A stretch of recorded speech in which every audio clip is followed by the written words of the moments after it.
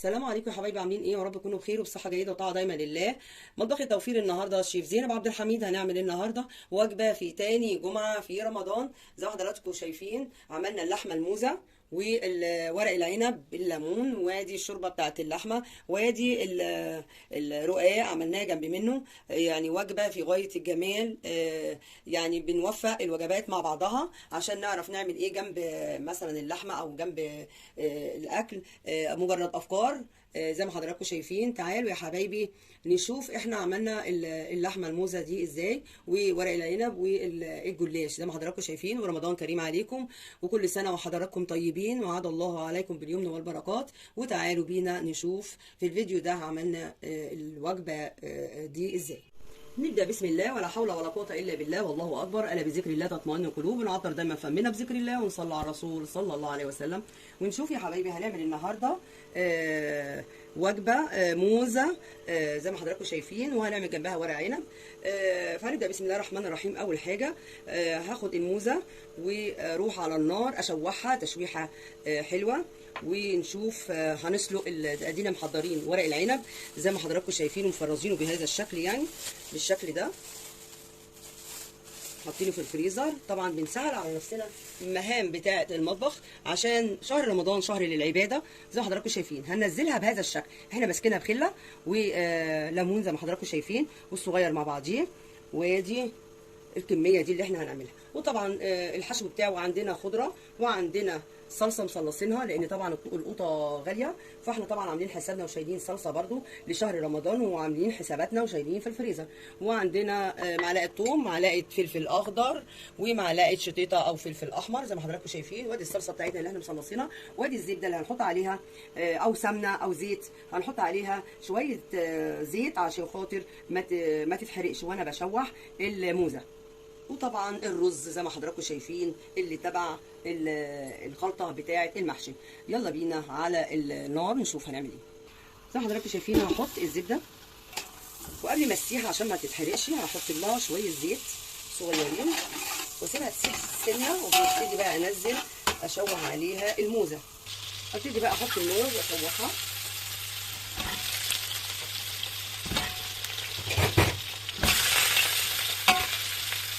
زي ما حضراتكم شايفين افضل اقلب فيها لغايه ما تحمر من جميع الجهات. المرحله دي انا حاطه على النار الميه بتاع سلق ورق العنب، وحطيت عليه عصير ليمونه زي ما حضراتكم شايفين، واحط الليمون فيه. ابتدي بقى اجيب الورق العنب زي ما حضراتكم شايفين وهو زي ما هو كده، احطه مجرد بس لونه يتغير، مجرد بس لونه يتغير. ابتدي بقى ايه طلعه على طول، يعني دقيقة بس. هبتدي بقى احطه في المصفى وهو مظبوط كده عشان يسهل عليا لفه في قلب المصفى زي ما حضراتكم شايفين. حطها في قلب المصفى لغايه لما اعمل الخلطه بتاعته. زي ما شفتوا كده انا حمرته كاني بحمرها. ابتدي بقى احط له ميه من الكاتل بتغلي زي ما حضراتكم شايفين كده. الموزه هتتسلق وهنحط لها بصله مدعوكه في شويه فلفل زي ما حضراتكم شايفين. نحط لها شويه حبهان مطحون، وكمان بهارات الشوربه اللي فيها كل حاجه اللي انا مجهزاها للشوربه، بدل ما اجيب الحاجه اهي يعني انقص شويه نص معلقه زي ما حضراتكم شايفين. واسيب بقى ايه الموزه تستوي في الشوربه دي، ونشوف هنعمل ايه. وادي مرقه الدجاج اللي احنا بنفرزها هنحطها على الشوربه بتاعتنا، هنحطها عشان نزود من قيمتها. طبعا انا هحط لكم ازاي عملتها المرقه في صندوق الوصف، ودايما صندوق الوصف بكتب فيه الوصفه. يعني انا هحط لكم مرقه الدجاج في صندوق الوصف. اما بهارات الشوربه عملتها قبل كده اهوت برده في رمضان، عباره عن ورق لورا، زر ورد، كبيبه صيني، طبعا كزبره وحبهان و حبيتين قرنفل صغيرين جدا، لان طبعا طعمه بيبقى قوي فاحنا بنحط منه قليل منه.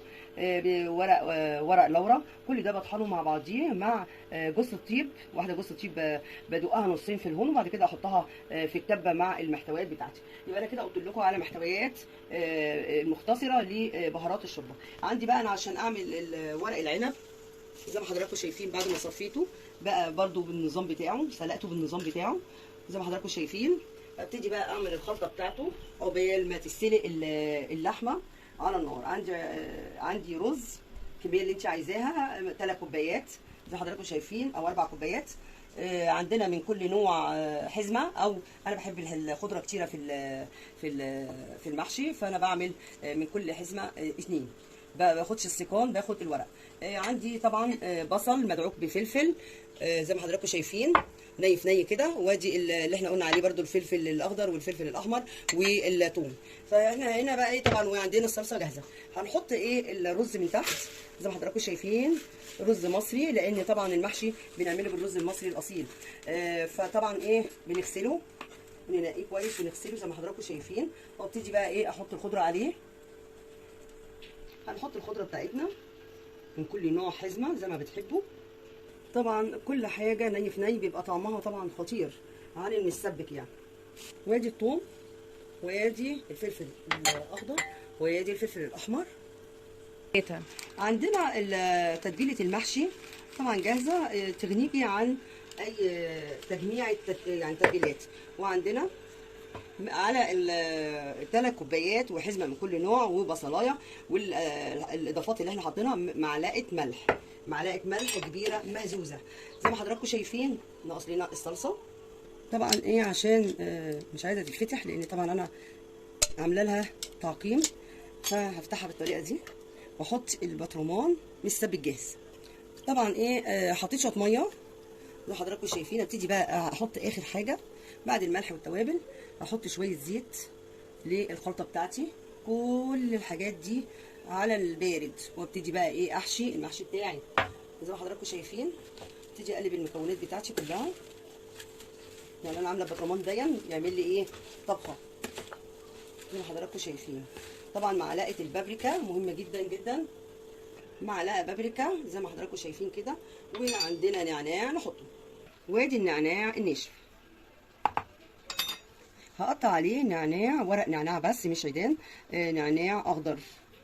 هقلب بقى كل مكوناتي على بعضها الجباره دي. الريحه طبعا جنان، يعني انا بعشق المحشي لما بيكون معمول كل حاجه ني في ني زي ما حضراتكم شايفين، الثوم والبصل والخضره والصلصه. هنبتدي بقى احنا نحضر حلتنا اللي كده الخلطه بتاعه المحشي جهزت لللف. حضرت الحله اللي انا هلف فيها، واحط لها شرايح البصل وشرايح البطاطس وشرايح الليمون، ونرصرص بهذا الشكل. وادي شرايح الليمون اللي خطير طبعا. ورق العنب بيحب عصير الليمون ويحب شرايح الليمون، هنغنغه ليمون. رشه ملح بسيطه جدا، وبعد كده اهوت اقوم حاطه عليه شويه زيت، وابتدي بقى الف. هنبتدي بقى نلفه بالطريقه دي. طبعا رضوى هي اللي هتلف المحشي زي ما انا معلمتها. طبعا الخشن بيبقى من جوه والناعم من بره. وادي الطريقه دي تحت منها كيس، بتعمل الجناب من على جنب كده اهوت، من الجنب ده ومن الجنب ده، عشان يبقى ورق العنب ملفوف صح.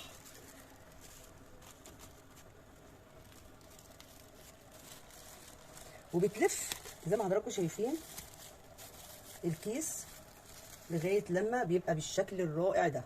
بنحطه طبعا احنا هنا، وهنكمل بس نعمل نموذج تاني. ادي الكيس مفرود، هنحطه في النص. ادي فردنا برضو ورق العنب بالطريقه دي، ونحط بقى ايه كميه مش كبيره بالشكل ده. طبعا لازم نلم الجنبين،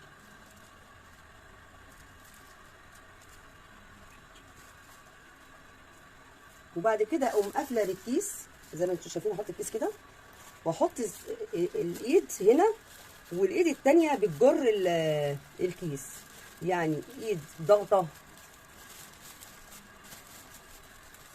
بيبقى بالشكل ده. وبالتالي بقى بنحط بالرصرص. الرصه دي يعني بتختلف من واحد للتاني. وادي يا حبايبي الرصه في الصف الاولاني بالشكل ده. هكمل وارجع لكم تاني بعد ما اكون خلصت الحله ورصيتها كلها. زي ما حضراتكم شايفين انا حضرت الزبده، هحطها في الميكرويف تسيح. وعندي طبعا مصلصين مفرزين اللحمه المفرومه قبل رمضان عشان يسهل علينا شغلنا في رمضان ويبقى الدنيا سهله وبسيطه علينا. وطبعا عندنا النهارده هنعمل جنب اللحمه جلاش زي ما حضراتكم شايفين. فانا محضره اللبن والزبده وادي الشوربه بتبقى دافيه مش بتبقى سخنه قوي. هنخلط ده على بعضهم. وادي الرقاق بتاعي زي ما حضراتكم شايفين هيعمل لي صينيه. بعد ما سيحنا الزبده زي ما حضراتكم شايفين في الميكروويف هبتدي احط لها كبشتين من الشوربه الدافيه اهو وكوبايه لبن. طبعا ده اللي احنا هنحطه على الرقاق. هنا اهوت محضرين احنا صينيه غير الصينيه الاساسيه علشان انا زي دي الصينيه اللي انا هعمل فيها. وطبعا هغلفها بسمنه. هبتدي هنا اهوت اركن ده على جنب عشان ده اللي هحطه. وابتدي بقى انا طبعا انا مملحين الشوربه بتاعت اللحمه وزي ما حضراتكم شايفين هبتدي بقى ايه يعني هي مش سخنه وانا عايزه كده عشان انا ما تتهريش مني وانا بحطها في الصينيه. زي ما حضراتكم شايفين كده اهو اعمل على الوش التاني تبقى ماسكه نفسها هي دافيه مش سخنه. هحطها بقى ايه في الصينيه. ادي الصينيه الاساسيه دهناها سمنه وادي هحط اول رق وهعمل الباقي بالشكل اللي انا عملته ديا. ممكن تحطي 5 رقات تحت و5 رقات فوق او 4 رقات او على حسب اللفه اللي انت جايباها. زي ما انتم شايفين عندي اللفه كانت 6 تحت و5 فوق زي ما حضراتكم شايفين. ابتدي بقى احط اللحمه المفرومه بتاعتي كلها لان انا بحب اللحمه المفرومه تبقى في الصينيه تبقى ايه كتير. الكميه اللي فاضله فوق منها بنفس علامه زائد. وبعد كده اهوت عملناها ايه زي ما حضراتكم شايفين. ابتدي بقى ايه احط على الوش السمنه البلدي بتاعتي الزبده واللبن وكبشتين كده اهوت ومولعين الفرن زي ما حضراتكم شايفين. اوزع بقى ايه واحط الزبده من على الجنب اهي. ابتدي بقى ايه اظبطها واوزعها كده بحيث انها تروح في كل الصينيه زي ما حضراتكم شايفين كده. بتبقى طريه وفي نفس الوقت ايه الاطراف ما بتبقاش ناشفه زي ما بيحصل بقى بيسيبوا الاطراف وعشان بتبقى ناشفه زي ما حضراتكم شايفين بالشكل ده.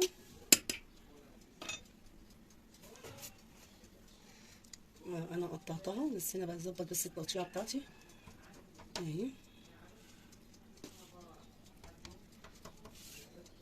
لازم تتقطع قبل ما تخش الفرن زي ما حضراتكم شايفين كده. هبتدي بقى احطها في الفرن زي ما حضراتكم شايفين. هحطها في الرف الوسطاني ومولعها فوق وتحت. اول ما تحمر اطلعها على طول زي ما حضراتكم شايفين. زي ما حضراتكم شايفين احلى رصه. وادي الليمون حطيت معلقه صلصه على كبشتين شوربه زي ما حضراتكم شايفين. وابتدي بقى ايه اسقي ورق العنب بتاعي زي ما حضراتكم شايفين. وبعد ما اسقيه لازم اقوم هزاه كده. بعد كده هظبط ايه الرصه بتاعتي زي ما اهو. عايز تاني طبعا اظبط الملح بتاعي الشوربه بتاعت اللحمه اهي. ابتدي انا اوزع كده واهزه يبقى هو الميه تحت الصف الاخراني زي حضراتكم شايفين كده. ابتدي بقى اساوي الليمون وارجع لكم. النار طبعا عاليه في البدايه وبعد ما بيشرب الميه بتاعته هو بيبك ميه كمان. هبتدي بقى ايه اوطي عليه واحط عليه الشياطه زي ما حضراتكم شايفين. هبتدي بقى انا دلوقتي ورق العنب على النار الرقاق اتحمر. هبتدي بقى احط زبده وشويه زيت عشان ما تتحرقش وادحرج فيهم اللحمه. ادي طلعنا اللحمه بعد ما اتسلقت جامد قوي في قلب الطبق. هنبتدي ندحرجها في الزبده. هبتدي بقى احط ادي اللحمه بتاعتي ادحرجهم في الزبده عليها يعني معلقتين زيت عشان ما تتحرقش الزبده. وبعد كده هو اقلب على لما تحمر من تحت اقلب عليها ويبقى كده ايه اللحمه خلصت. وادي حمار الرقاق زي ما حضراتكم شايفين. زي ما حضراتكم شايفين وجبة كاملة في تاني جمعة في رمضان. زي ما حضراتكم شايفين ادي الرقاق في غاية الجمال، وادي الموزة، اللحمة الموزة خطيرة، وادي الشوربة بتاعت اللحمة، وادي ورق العنب بالليمون تحفة وجميل. يا رب تكون الوصفة سهلة وبسيطة عليكم، نالت اعجابكم تقدروا تطبقوها، ورمضان كريم عليكم والله اكرم. دمتم في رعاية الله وامنه، واستودعكم الله الذي لا تضيع ودائعه، والسلام عليكم ورحمة الله تعالى وبركاته.